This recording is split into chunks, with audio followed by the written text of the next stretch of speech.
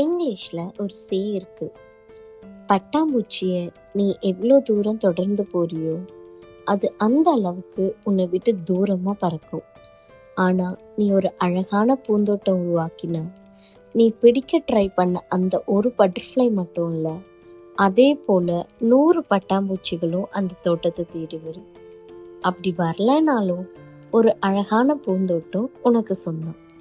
ரிலேஷன்ஷிப்பும் அதே மாதிரி தான்.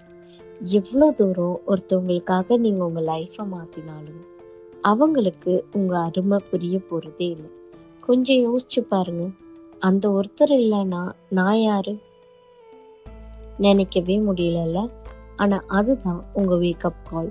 ஸோ உங்கள் லைஃப்பை எவ்வளோ லேட்டாக இருந்தாலும் பரவாயில்ல, திருப்பியும் பில்ட் பண்ண ஸ்டார்ட் பண்ணுங்க. இங்கே யாரும் யாருக்கும் நிரந்தரம் இல்லை, ஆனால் உங்கள் க்ரோத் அண்ட் செல்ஃப் ஒர்த் நிரந்தரம். நீங்கள் உங்களை சரி பண்ணினா நீங்கள் எதிர்பார்த்த அந்த ஒருத்தர் மட்டும் இல்லை, அவங்கள மாதிரி 100 பேர் வருவாங்க. அப்படி வரலனாலும் உங்கள் லைஃப் உங்கள் கையில் இருக்கும், அந்த அழகான பூந்தோட்டம் மாதிரி. ஸோ சேஸ் பண்ணுறதை ஸ்டாப் பண்ணிவிட்டு செல்ஃப் க்ரோத்தில் கான்சென்ட்ரேட் பண்ணுங்கள்.